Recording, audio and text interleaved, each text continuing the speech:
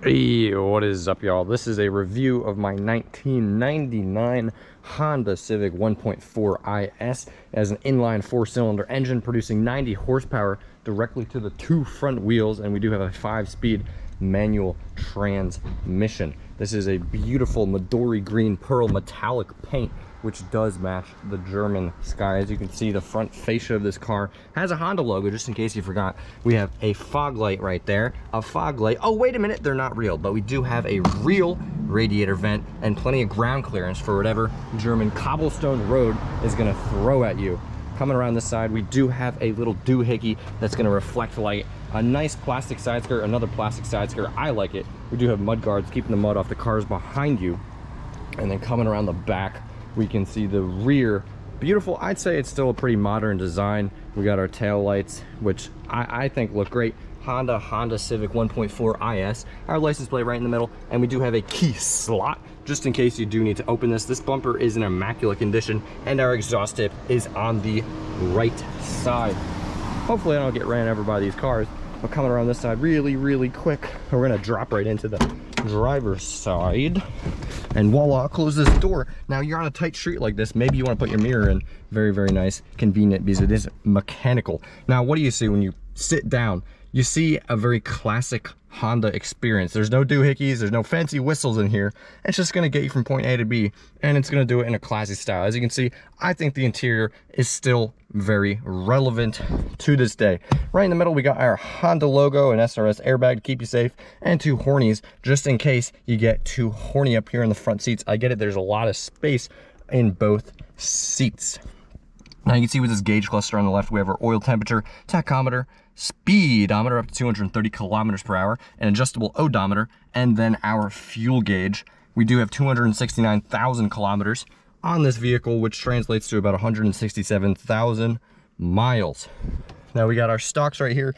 This stalk is going to control your fluids on your windshields, and then over here, hard to see, but that's going to be your blinkers, your lights, and your high beams, which you need to manually turn on and off. Let's say it gets too hot, too cold in here.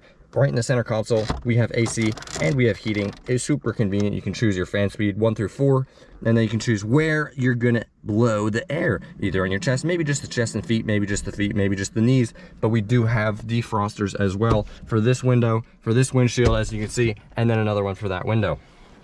Maybe your passenger will not shut the fuck up, so you can go ahead and turn this stereo system all the way up to 35, drown them out with these beautiful speakers. We got a tweeter right here, another bass speaker, and tweeter up there, and another bass speaker. Now this is going to have AM and FM radio. There is an antenna right here, which you saw on the outside of the car, that delivers that, but you do have your presets, and you can always swap this out for a newer one, older one. Maybe you don't listen to music podcasts, I don't know, but it's not going to come through Bluetooth no matter what it is, so you're going to have to use one of these dongles. You got a 3.5 millimeter headphone jack, USB-C, or Lightning, your choice.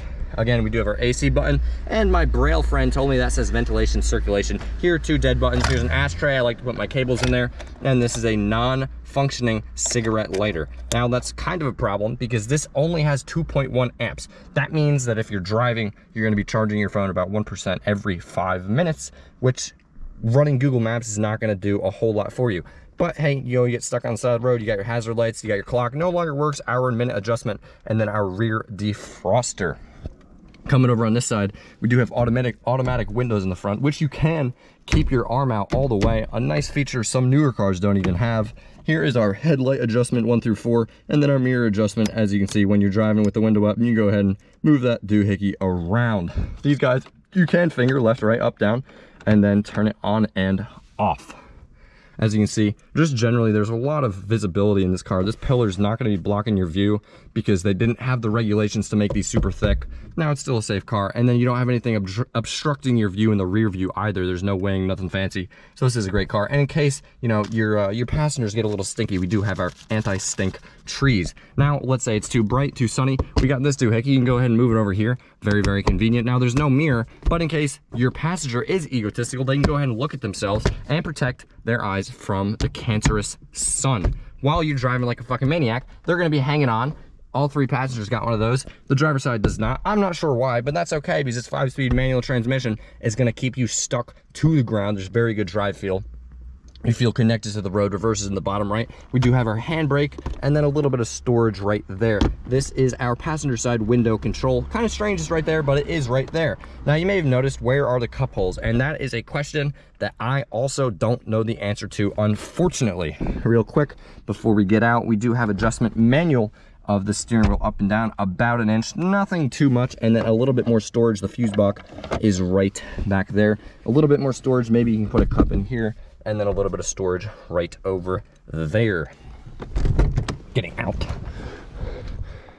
you can see, keep this door open.